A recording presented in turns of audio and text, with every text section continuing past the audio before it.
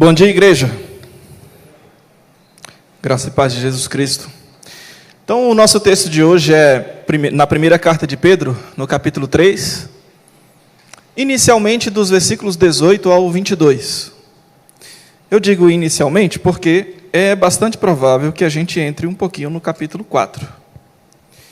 E por que é bastante provável que a gente entre um pouquinho no capítulo 4? Porque eu acredito que se nós nos detivermos apenas nesses versículos, a gente vai quebrar um pouco do raciocínio do próprio apóstolo quando ele escreveu esse texto. Eu acho que não é legal, acho que é bom quando a gente dá uma continuidade no raciocínio do próprio autor do texto, para que a gente consiga compreender com maior clareza e com maior abrangência a mensagem que ele estava querendo passar. Então é altamente provável que a gente chegue até o capítulo 4. E eu também falo altamente provável porque a gente tem, de certa forma, uma janela de tempo para cumprir. Então, se der para a gente chegar lá, tudo bem, mas eu vou me esforçar para isso. Primeira carta do apóstolo Pedro, capítulo 3, dos versículos 18 ao 22. Então, nós temos aí projetado, e certamente aí com a sua Bíblia aberta, nós temos que, pois também, 1 Pedro 3, 18 ao 22. Pois também Cristo morreu uma única vez pelos pecados, o justo pelos injustos, para conduzir-vos a Deus, morto, sim, na carne, mas vivificado no Espírito, no qual também foi e pregou aos espíritos em prisão, os quais, noutro tempo, foram desobedientes quando a longanimidade de Deus aguardava nos dias de Noé, enquanto se preparava a arca, na qual poucos, a saber, 8 pessoas, foram salvos através da água, a qual, figurando o batismo, agora também vos salva. Não sendo a remoção da imundícia da carne, mas a indagação de uma boa consciência para com Deus, por meio da ressurreição de Jesus Cristo, o qual, depois de ir para o céu, está à destra de Deus, ficando-lhe subordinados anjos e potestades e poderes. Apenas até aí, por enquanto. Bem, como na nossa leitura inicial já deu para perceber, nós temos alguns trechos, algumas palavras, algumas expressões desse capítulo 3, que trazem alguns problemas de entendimento para nós, alguns problemas de interpretação. Mas nós estamos em boa companhia, porque esses problemas de interpretação, essas dificuldades de entendimento nessa porção desse texto, vêm acompanhando praticamente todos os intérpretes das Escrituras que vieram depois do primeiro século. Todos, sem exceção. Todos tiveram muita dificuldade de conseguir interpretar e entender com exatidão o que era que Pedro estava querendo dizer a respeito de algumas palavras, de algumas expressões que ele utilizou nesse texto. Mas, conforme eu falei também antes, nós não vamos ficar somente nesse texto, porque acredito que esse texto ele é como quando você vai comer um delicioso peixe. Eu gosto muito de peixe. Se a gente olhar para um maravilhoso peixe que está sobre a nossa mesa e procurar visualizar apenas o esqueleto do peixe, ou seja, procurando apenas as espinhas, a gente não vai aproveitar o melhor do peixe. E seria muito injusto a gente reduzir um peixe maravilhoso a suas espinhas, ao seu esqueleto. E nós ficarmos detidos apenas nessas porções complicadas desse texto seria fazer a mesma coisa. Seria a gente negligenciar ou deixar a maravilhosa carne do peixe de lado e observar aquelas maravilhosas espinhas que tem ali à nossa frente. Então, como é que nós pretendemos tratar esse texto nessa manhã? Nós vamos observar então o contexto geral. O apóstolo Pedro, nós já temos visto, e principalmente aqui nesse capítulo 3, o apóstolo Pedro vem conduzindo a igreja, vem conduzindo os seus leitores no seguinte raciocínio. Já que eles estão sofrendo no meio da terrível perseguição impetrada por Nero, já que era uma situação inevitável eles serem presos, estarem sofrendo, terem os seus bens penhorados, não, tomados mesmo, né? sendo mortos, inclusive, já que esta era a situação, havia uma forma de sofrer tudo isso. Havia uma forma de sofrer, havia uma forma de entender esse tipo de sofrimento que estava vindo sobre a igreja naquele tempo. E a melhor forma de entender e de sofrer aqui era olhando para Cristo, fazendo inclusive o que o autor aos Hebreus fala diversas vezes, olhai para Cristo. Inclusive, eu já falei aqui também, a carta aos Hebreus e essa carta de 1 Pedro fazem parte do mesmo contexto de perseguição nos tempos de Nero. Então, era olhando para Cristo, olhando o modelo de Cristo, tanto o modelo de sofrimento quanto o modelo de vitória do próprio Cristo. E aí, dentro desse entendimento, aqueles irmãos perceberiam que, como são cristãos, servos do próprio Cristo, o caminho de vida deles não seria outro, a não ser um caminho semelhante, até certo modo, ao do próprio Cristo. Ou seja, um caminho de sofrimento. Mesmo que tendo vitórias e mesmo sendo sabedores de que no final seriam mais do que vencedores na pessoa do próprio Cristo, mas a sua vida na terra seria pautada por sofrimento, por angústias, por tribulações. De acordo com o que o próprio Jesus mesmo falou, no mundo tereis aflições, mas tende bom ânimo, eu venci o mundo. Então ali nas palavras do próprio Cristo, nós temos um modelo exato disso. E Pedro está conduzindo os seus leitores nesse mesmo raciocínio.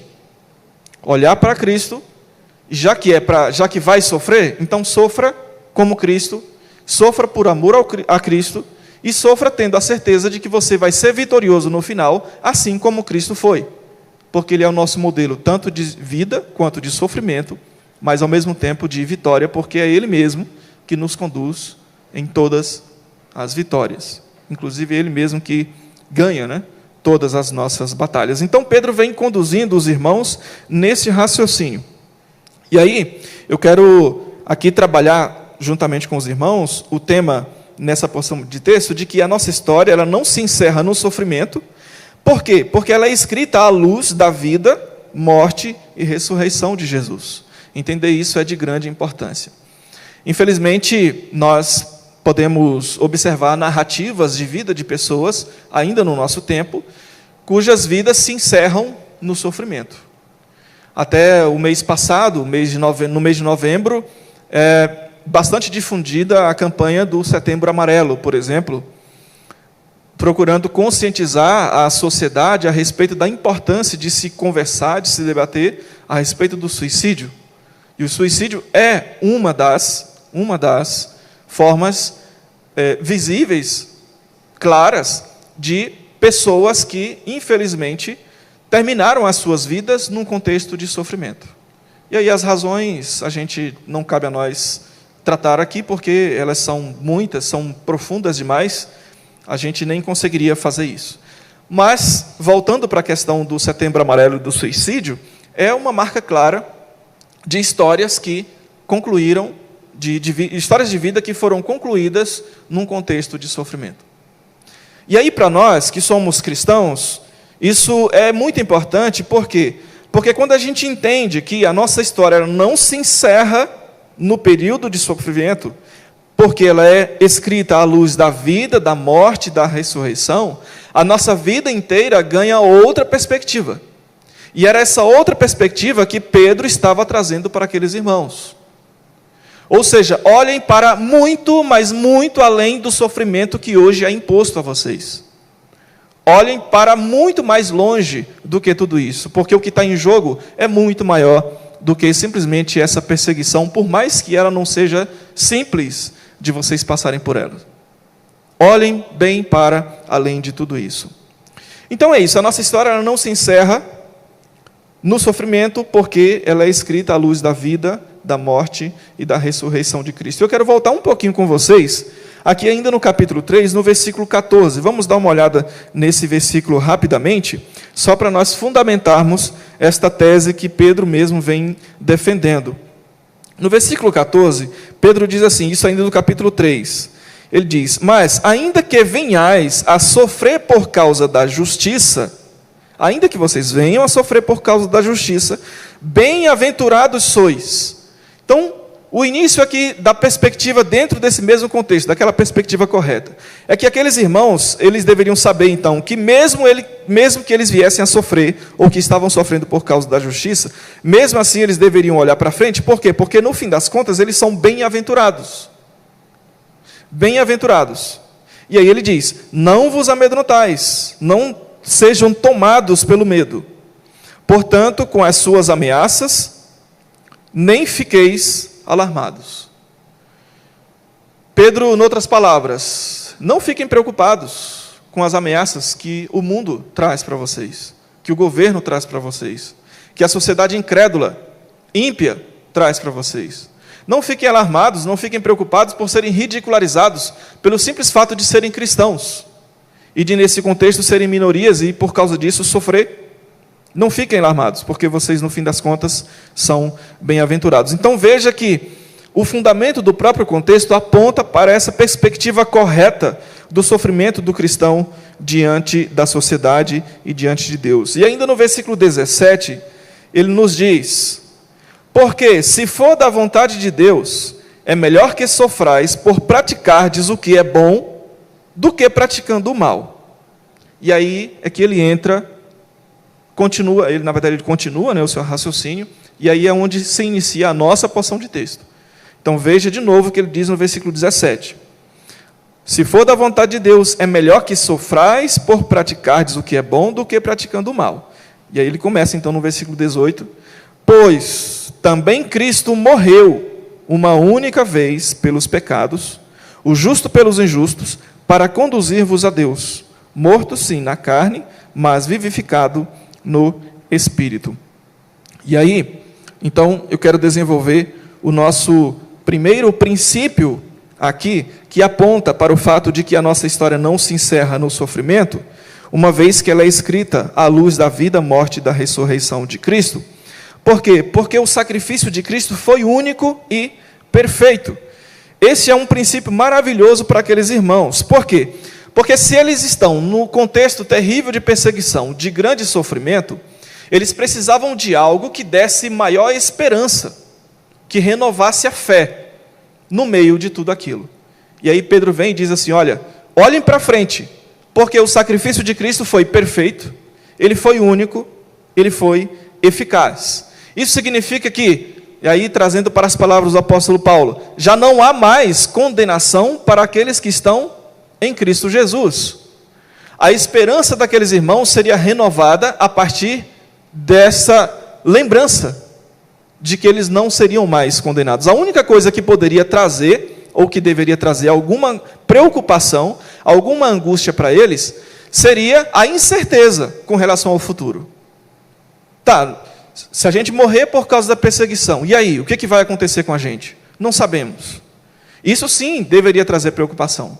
Mas aí Pedro vem e diz assim, não devam ficar preocupados, porque mesmo que vocês morram, mesmo que vocês sofram tudo isso, lembrem-se de que o sacrifício de Cristo ele foi único. E aí, principalmente para o contexto do judeu, essa informação era de grandiosa relevância. Porque o cristão judeu, ele ainda tinha no seu contexto de vida, e no seu contexto de tradição e de cultura, a questão dos sacrifícios antigos. Os sacrifícios antigos, conforme lemos lá em Levíticos, lá no Antigo Testamento como um todo, quando se fala dos sacrifícios, a gente lembra bem que os sacrifícios eles eram feitos ano por ano, ano após ano, através da entrada do sumo sacerdote. O sacerdote tinha que entrar todo dia no templo para poder oferecer sacrifício pelo pecado do povo, e mesmo assim esse sacrifício era imperfeito. Mesmo assim não era nenhuma garantia de que essa pessoa, de fato, estava limpa dos seus pecados, porque envolvia também outras questões.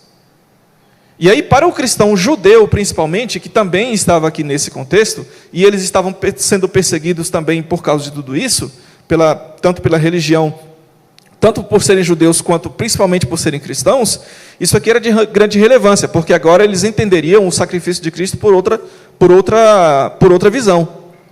Agora a gente não precisa mais de sacrifícios contínuos para sermos salvos e sermos aceitos por Deus, para ter o nosso valor diante de Deus concretizado, porque Cristo morreu uma única vez. E aí eu quero ir com vocês lá para Hebreus capítulo 10, versículos 11 e 12.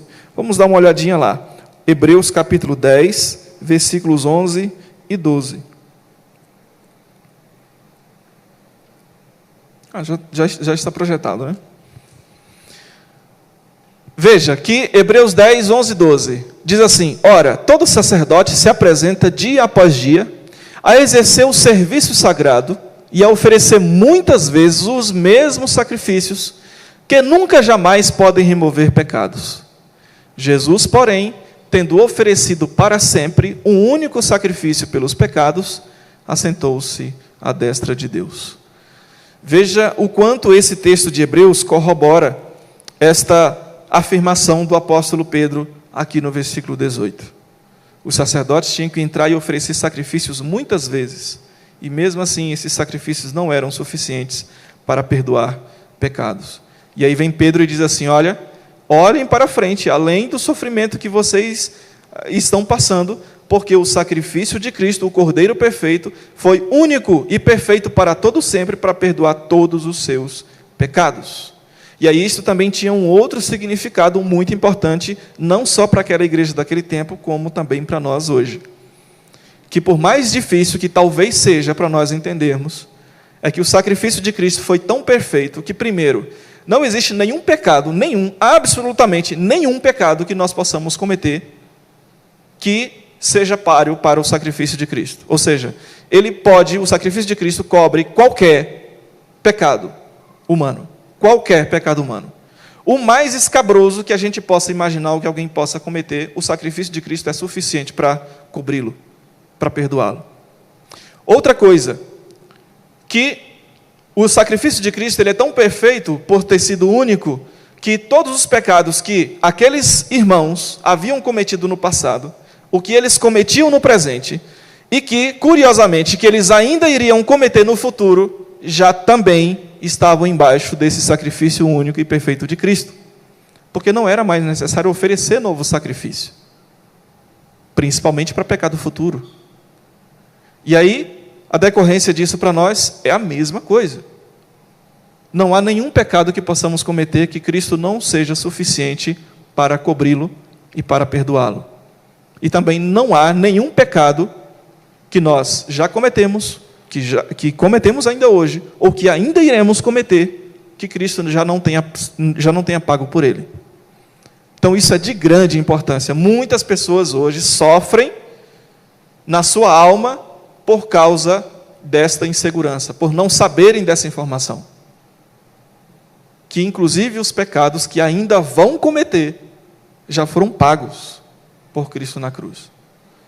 A única postura exigida do pecador, nesse caso, é a crer, confessar e confiar em Cristo e no seu sacrifício. Essa última verdade, ela é uma verdade difícil de entender, difícil de compreender. Como assim? Cristo morreu, inclusive, por aquilo que eu ainda vou fazer? Sim, foi exatamente isso. Porque se não fosse assim, seria necessário um novo sacrifício. Então veja que princípio tão grandioso Pedro está trazendo aqui para aqueles irmãos daquele tempo, e que o autor aos Hebreus também trazem para o seu público daquele mesmo período. E que grande verdade sobra para nós hoje. Diante do sofrimento, diante das angústias que temos, diante das lutas, labutas da vida, diante das perseguições, devemos olhar para frente, porque já não há mais condenação para aqueles que estão em Cristo Jesus. Porque o sacrifício de Cristo foi suficiente e é suficiente para nos cobrir, para nos perdoar de todo e qualquer pecado. Basta que nós creiamos. Isso nos dá força, isso nos dá condições para sempre prosseguir adiante e entender que a nossa história não se encerra no sofrimento. Mas aí, outra palavra muito importante que Pedro fala é que Cristo morreu. E aí está ligado, logicamente, com essa questão do sacrifício. Ele morreu. Era necessário que o Cordeiro perfeito morresse. Era necessário que o pecado fosse pago com morte. E com morte de um inocente. E aí a importância disso é que aquele era o nosso lugar. Mas Cristo assumiu por nós. Cristo assumiu por nós. Quando? Quando Pedro ainda continua dizendo que ele morreu pelos pecados. Outra expressão muito importante aqui, que se nós não observarmos, ela pode passar batida. E eu quero ir com vocês lá para Colossenses agora. Colossenses 2, versículos 13, 14 e 15. Colossenses 2, versículos 13, 14 e 15. Nos diz o texto: E a vós outros, que estáveis mortos pelas vossas transgressões e pela incircuncisão da vossa carne, vos deu vida juntamente com ele, perdoando todos os nossos delitos. Todos os nossos delitos. Tendo cancelado o escrito de dívida que era contra nós e que constava de ordenanças, o qual nos era prejudicial, removeu-o inteiramente, cravando-o na cruz. Então veja de novo o que foi que Cristo fez por nós. Quando Pedro diz que ele morreu pelos pecados, numa tradução mais detalhada, Paulo vem e contribui, de certa forma, na carta aos Colossenses, explicando como seria isso aplicado à vida dos cristãos. Sabe o escrito de dívida, o boleto, traduzindo para nós, o boleto que jamais conseguiríamos pagar? Cristo cravou esse boleto na cruz. Ele pagou em nosso lugar, ele morreu pelos pecados. Já não somos mais devedores diante de Deus. Muito menos diante do diabo. Então já não somos mais devedores. Ele morreu uma única vez pelos pecados. Outras expressões muito importantes aqui. O justo pelos injustos, para conduzir-vos a Deus. O justo pelos injustos. Vamos para Romanos 5, versículos 6, 7 e 8. Romanos capítulo 5, versículos 6, 7 e 8.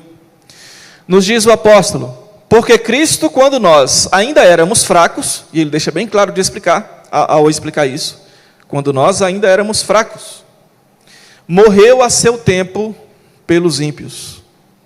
Dificilmente alguém morreria por um justo, pois poderá ser que pelo bom alguém se anime a morrer. Mas Deus prova o seu próprio amor para conosco, pelo fato de ter Cristo morrido por nós, sendo nós ainda pecadores. Isto é, Cristo, o justo, morreu pelos injustos, para nos dar salvação, para nos dar de novo acesso a Deus Pai. É o que ele nos diz aqui, ainda no versículo 18. Ele morreu uma única vez pelos pecados, justo pelos injustos, para conduzir-vos a Deus. Teve um objetivo muito claro, para nos conduzir a Deus. Jesus Cristo mesmo falou: Eu sou o caminho, a verdade e a vida. Ninguém vem ao Pai a não ser por mim.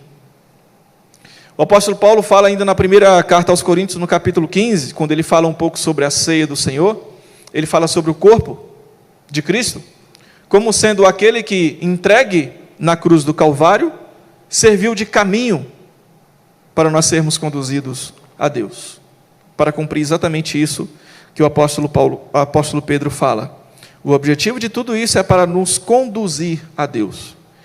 E aí ele detalha com muito mais clareza para aqueles irmãos ainda, porque eles deveriam colocar sempre o sofrimento em perspectiva correta, porque a história deles não se encerrava no sofrimento, porque no fim das contas todas as coisas que Cristo fez, viveu e fez, foi para conduzi-los a Deus. Aqueles irmãos, eles tinham a garantia de que o acesso a Deus estava seguro, por causa de Cristo, que era a sua via, que era o seu caminho perfeito. Então veja que Pedro vem alimentando a fé, a esperança e a confiança dos irmãos com todas essas verdades, mostrando para eles a importância de tudo isso. E aí vem, então, nós temos o versículo 19. Esse versículo 19 é muito legal. Essa parte complicada, então, ela está dentro desse contexto. E aí, Pedro, então, ainda no final do versículo 18, ele diz que Cristo então morreu para conduzir-vos a Deus, morto sim na carne, mas vivificado no Espírito. E aí os nossos problemas de interpretação e de entendimento dessa passagem começam já bem aqui, nesta expressão Espírito. Por quê? Porque ninguém sabe exatamente de que Espírito Pedro está falando. Alguns estudiosos, intérpretes, entenderam que isso aqui seria a vivificação que aconteceu em Cristo pelo Espírito Santo. Porque, de fato, ele foi ressuscitado pelo Espírito Santo. E aí, esse contexto aqui anterior, vivificado no Espírito, morto na carne e vivificado no Espírito, poderia trazer essa ideia. Ok, é uma possibilidade. É uma possibilidade. Mas não é uma garantia de que seja exatamente isso, por quê? Porque essa palavra Espírito, do jeito que ela foi escrita aqui no texto grego, ela pode significar algumas outras coisas. Ela pode significar, lógico, tanto o próprio Espírito Santo, mas pode significar o próprio Espírito de Cristo mesmo, o Espírito humano de Cristo, vivificado no Espírito dele, ou seja, que ele foi morto no corpo, mas Deus vivificou o Espírito dele. E ele, naturalmente, voltou a viver, naturalmente não, espiritualmente, né? Voltou a viver, pode significar também isso.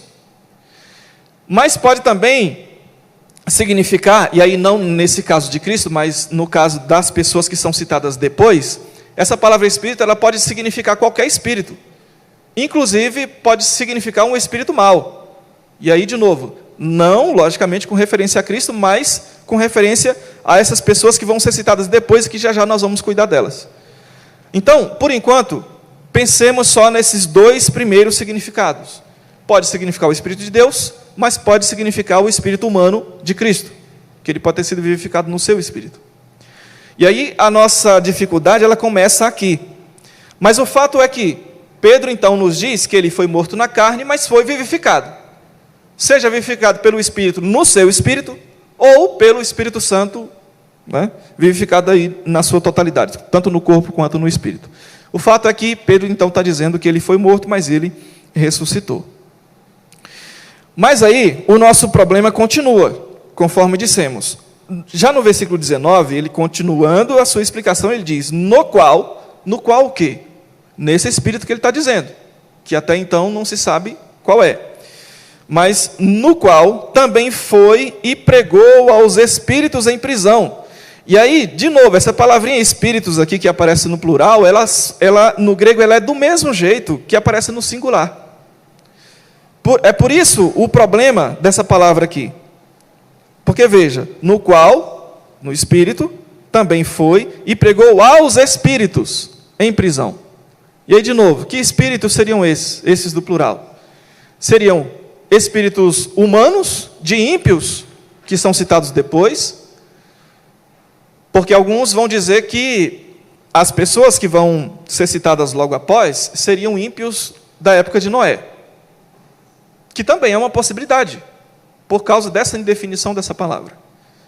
Mas outros também entendem que podem ser os espíritos, os anjos caídos que são mencionados em Gênesis 6.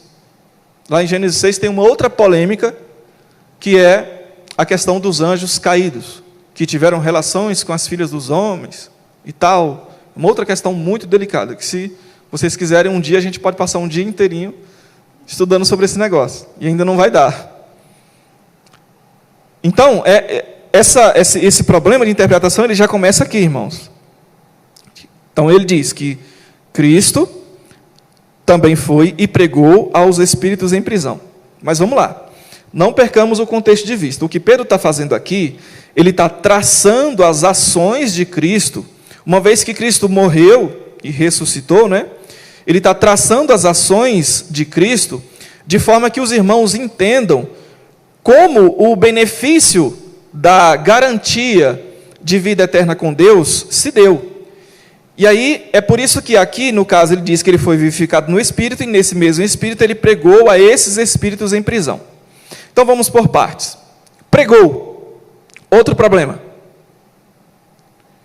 O que seria esse pregar? Alguém poderia dizer, e dizem, e que pode fazer algum sentido, que essa pregação seria então Cristo foi lá, a esse local, que já a gente vai falar também sobre ele, e pregou para esse espírito, anunciou o evangelho a esses espíritos, as boas novas a esse espírito. Pode ser, mas a dificuldade dessa linha de raciocínio é que essa palavra pregar, que foi utilizada por Pedro aqui, ela pode significar isso, mas pode significar também o ato de proferir uma sentença. Então, se Cristo foi para anunciar o evangelho, vamos partir desse pressuposto. Se Cristo foi então para anunciar o evangelho, ele foi anunciar o evangelho para quem? Aí tem um grupo que diz assim, foi anunciar o evangelho para os ímpios da época de Noé. Tá, tudo bem. Foi anunciar o evangelho para os ímpios da época de Noé. Só que isso pode implicar, pode trazer a ideia de que Cristo foi meio que fazer uma espécie de saudão da salvação lá no local onde esses ímpios estavam. Uma última oportunidade. Ó, creio em mim, viu? Senão, e aí, vão querer ou não? E aí alguns poderiam dizer que sim, outros dizer que não. Mas isso é complicado, porque isso contradiz todo o Novo Testamento, que afirma muito claramente que depois da morte, segue-se o juízo. Já foi, filho. A sua oportunidade é enquanto está vivo. Então vendo aí o tamanho do problema, né? É muito grande. Então, muito provavelmente, não seria essa a ideia de anunciar a salvação.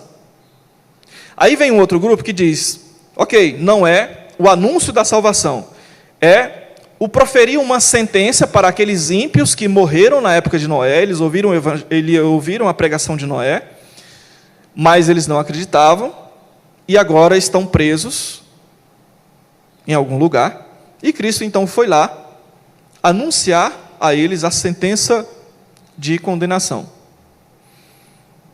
Poderia ser, mas aí outros problemas.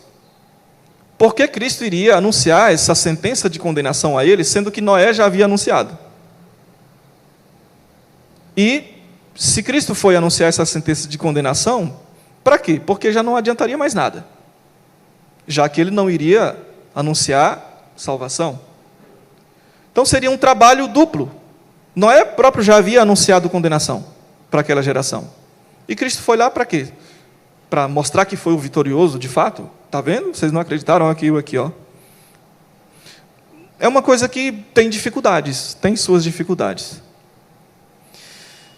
Então, vamos prosseguir aqui. Pregou os espíritos em prisão. A outra palavrinha de grande problema, prisão. Que prisão é essa? Física não é. Porque aqui está se referindo a espíritos. Seria o inferno? Aí de novo, por que Cristo iria ao inferno? Então, são muitas questões, muitos questionamentos. Alguns entendem também que esse espíritos em prisão, aí de novo fazendo referência aos ímpios da época de Noé, que Cristo então teria pregado na época de Noé, através de Noé, melhor esclarecendo, que Cristo teria pregado em seu espírito através de Noé. Esses espíritos seriam aqueles ímpios que estavam ouvindo a pregação de Noé, mas que não se converteram, não acreditaram, e que estariam presos nos seus delitos e pecados, e por causa disso eles não acreditaram. Então, assim, são muitas variáveis, muitas variáveis. E, de novo, porque essa palavrinha prisão, ela pode significar um monte de coisa. Inclusive, ela pode significar um lugar ou estágio de condenação, que também poderia caber aos ímpios da época de Noé. Uma vez que eles não acreditaram, eles estavam em estágio, em fase de condenação. Então, verifiquem aí o tamanho do problema que os intérpretes da Bíblia tiveram ao longo dos anos. E isso aqui são só alguns. Só alguns. E aí continua, no versículo 20. Os quais, noutro tempo, os quais quem? Esses espíritos. Noutro tempo, que tempo? Não se sabe. E aí, a única referência é o que vem depois. Foram desobedientes quando a longanimidade de Deus aguardava nos dias de Noé. E aí, por fim, chega uma referência um pouco mais segura em termos de período da humanidade. Nos dias de Noé, enquanto se preparava a arca, a qual na qual poucos, a saber, 8 pessoas, foram salvos através da água. Então, essa linha de entendimento de que esses espíritos seriam ímpios da época de Noé, ela ganha força aqui. Exatamente por causa da referência a Noé. E aí, então, Pedro diz que esses espíritos aqui, desse contexto que ele está falando, eles foram desobedientes, num tempo em que a longanimidade de Deus aguardava. Esse período da pregação de Noé durou muito tempo. Muitos entendem que deve ter durado em torno de uns 150 anos por aí. Noé falando. Vai vir a condenação de Deus sobre a terra por causa do pecado. Creiam em Deus, arrependam-se. E esses ímpios, então, não quiseram saber e não se converteram. Então, essa é a referência que Pedro faz sobre o tempo em que a longanimidade de Deus aguardava. O tempo em que Deus estava sendo paciente com a humanidade. Até que chegou, então, o grande dia. E aí, Pedro diz que esses espíritos em prisão eram desse período de Noé.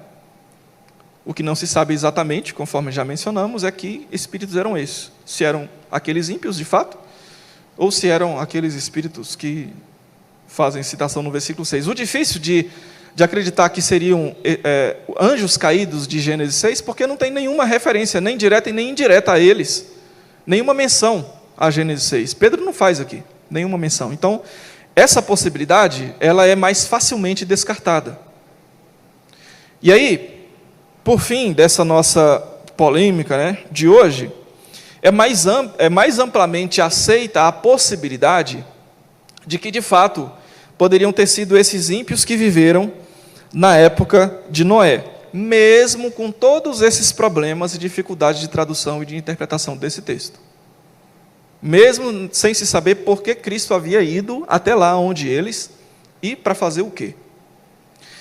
Bom, mas o fato é que Pedro achou por bem colocar essas informações aqui.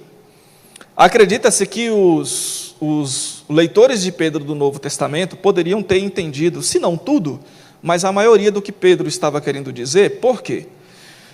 Pedro tinha algumas dificuldades de fala mesmo, de comunicação. Pedro era uma pessoa muito simples, como tantas outras pessoas daquele período. Essa é uma questão. Uma outra questão é que a própria língua, que no caso aqui era o grego koiné, é o chamado grego koiné porque é o grego comum, o grego normal, o grego cotidiano, como se fosse o português que a gente fala no dia a dia, sem se preocupar muito com questões gramaticais, com concordância. E aí nós já temos a questão do grego que já era desse jeito, e Pedro ainda falava bastante errado. Ele se comunicava gramaticalmente falando, de uma forma bastante errada, bastante equivocada. Muitos entendem que esses fatores podem ter contribuído para que essa gramática do grego aqui, desse ponto específico, trouxesse sentidos diferentes e ambíguos para esse texto. E aí, lógico, não se sabe exatamente se foi isso, mas é uma grande possibilidade. Esses fatores terem influenciado dessa maneira.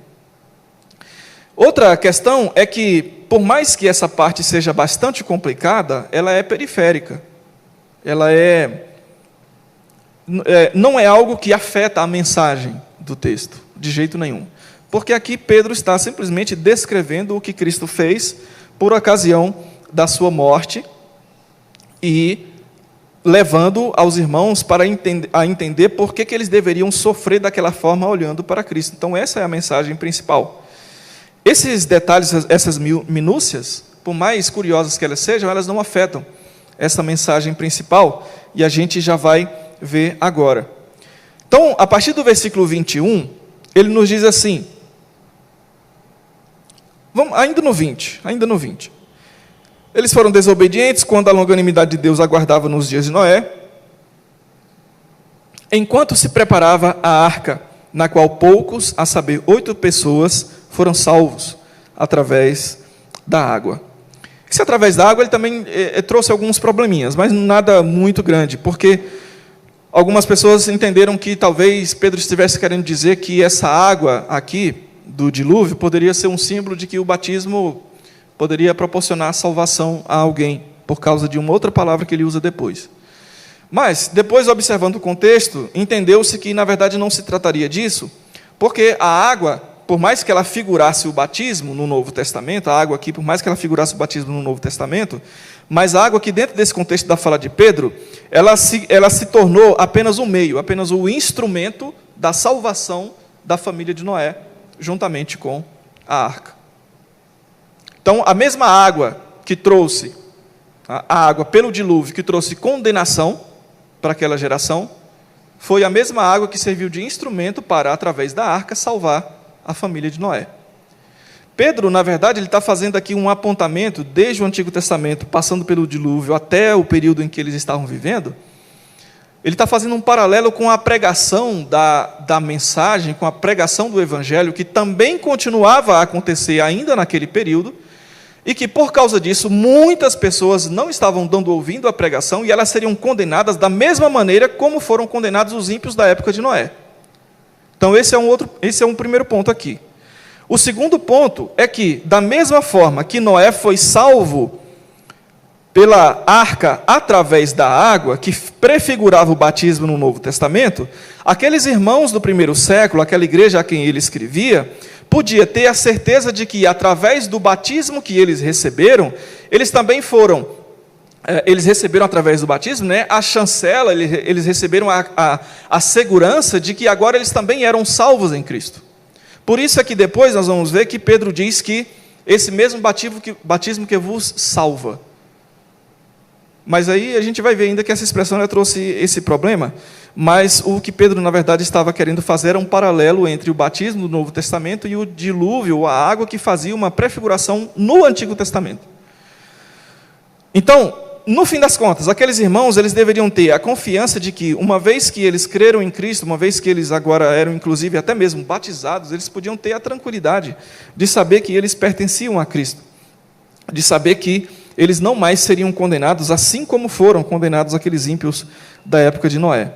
E aí no versículo 21, ele afirma, né, que aquele dilúvio, aquela água, ela prefigurava o batismo, prefigurando o batismo, agora também vos salva, essa mesma água, né, agora também vos salva, sendo a remoção da imundícia da carne, não sendo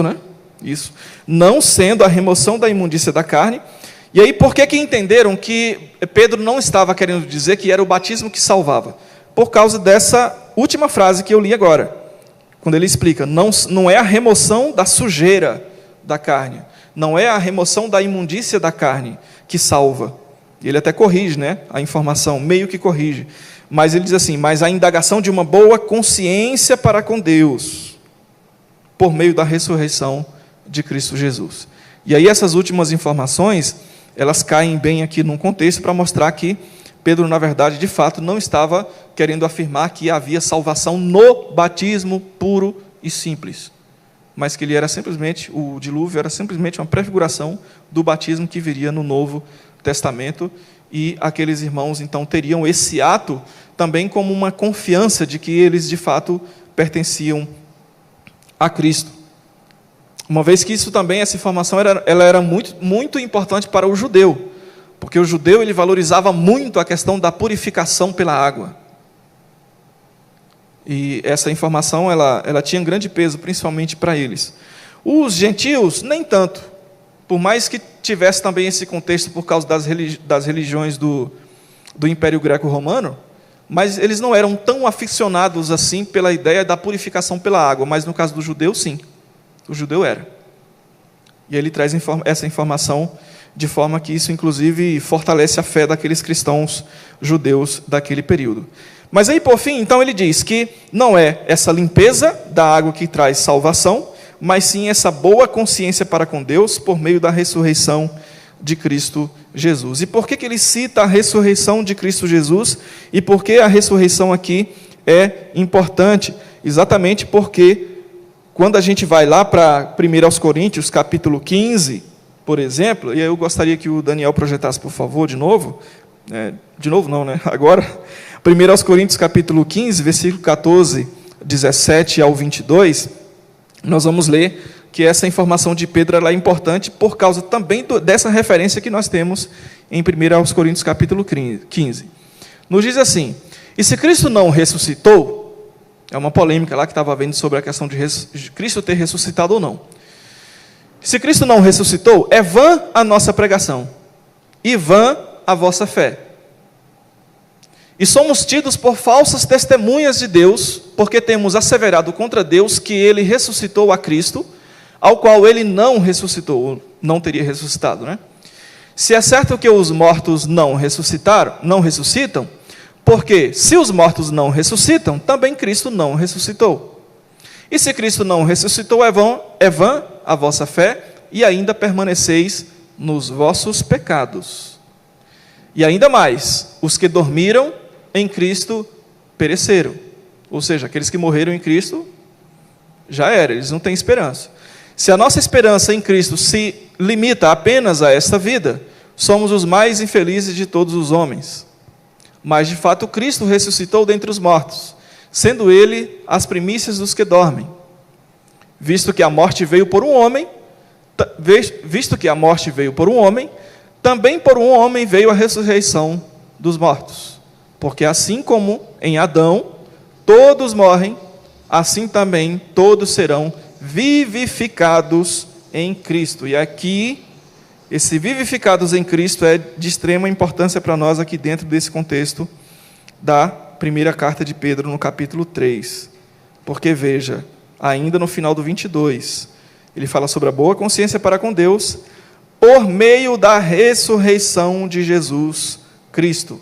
Era extremamente necessário que aqueles irmãos visualizassem a ressurreição de Jesus. Por quê? Por causa daquele texto que nós lemos de 1 Coríntios capítulo 15.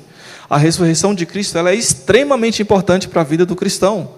Como Paulo falou, se Cristo não tivesse ressuscitado, vã seria a nossa pregação, vã seria a vossa fé. Não haveria esperança para os que estão vivos e muito menos para os que já morreram. E que assim como Cristo ressuscitou vocês do primeiro século, nós, deste século, seremos vivificados em Cristo. Essa informação era de grande importância para aqueles irmãos. Porque nas entrelinhas é o seguinte: vocês podem até morrer por causa da perseguição, mas vocês serão vivificados em Cristo. Porque Cristo ressuscitou. E a ressurreição dele, ao contrário de não ter relevância, é da maior relevância para o cristão. E a ressurreição de Cristo põe novamente em perspectiva o sofrimento do cristão, porque assim ele passa pelo sofrimento com muito mais confiança, com mais esperança e ainda com a fé renovada. E aí, no versículo 22, então ele nos diz: o qual, depois de ir para o céu, Cristo, né, depois de ir para o céu, está à destra de Deus, ficando-lhe subordinados anjos, potestades e poderes. O que é que Pedro está querendo dizer aqui de novo? Cristo sofreu. Vocês também vão sofrer. Nós vamos sofrer. Com Ele nós somos identificados no sofrimento. Mas Cristo ressuscitou.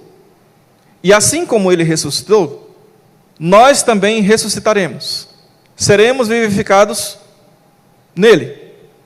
E nele também somos identificados na sua ressurreição. Cristo sofreu. Cristo morreu. Nós também sofreremos. Nós também morreremos. Mas Cristo foi glorificado.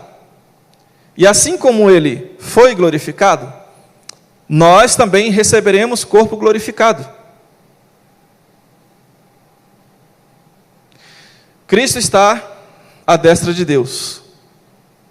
Nós também estaremos junto com Ele, junto com Deus, eternamente. O sofrimento daqueles irmãos ganharia grande e nova perspectiva a partir do entendimento precioso dessas verdades. Assim eles conseguiriam permanecer não somente firmes diante das lutas que eles mesmos já estavam enfrentando, mas eles conseguiriam permanecer firmes na pregação, na propagação do Evangelho naquele período. E é por causa disso que nós lemos, ainda fazendo referência a Hebreus, nós lemos lá no capítulo 11, histórias maravilhosas de pessoas que morreram, passaram por grande provação, por grande tribulação, e mesmo assim, eles não abandonaram a fé. Muitos que, conforme a referência do próprio texto de Hebreus 11, foram cerrados ao meio. Situação drástica, mas eles não perderam a esperança e não abandonaram a fé. Simplesmente porque conseguiram colocar o sofrimento na perspectiva correta. Na perspectiva da identificação com Cristo, no sofrimento, na sua ressurreição, na sua glorificação final. E aí, eu falei a vocês que a gente iria entrar um pouquinho no capítulo 4, ainda dá tempo. Pedro, então, depois de sair dessa parte mais complicada, mais polêmica, ele continua e diz assim, no versículo 1: Ora, tendo Cristo sofrido na carne, armai-vos também vós do mesmo pensamento. Aquilo que dissemos. Armai-vos do mesmo pensamento. Se alinhem com ele, né? Pois aquele que sofreu na carne deixou o pecado, para que, no tempo que vos resta na carne, já não vivais de acordo com as paixões dos homens, mas segundo a vontade de Deus. Porque basta o tempo decorrido para terdes executado a vontade dos gentios, tendo andado em dissoluções, concupiscências, borracheiras, orgias, bebedices e em detestáveis idolatrias. Por isso, difamando-vos, estranham que não concorrais com eles ao mesmo excesso de devassidão, os quais hão de prestar contas àquele que é competente para julgar vivos e mortos. Pois para este fim foi o evangelho pregado também a mortos, para que, mesmo julgados na carne, segundo os homens, vivam no espírito segundo Deus. A construção dessa frase aqui, o evangelho pregado também a mortos, no nosso português, ela pode trazer a ideia de que esse evangelho pregado a pessoas que já morreram. Mas a ideia da frase aqui no texto em grego é a ideia de pessoas espiritualmente mortas e de pessoas que agora cristãos, agora não, de pessoas cristãs que já haviam morrido, melhor dizendo.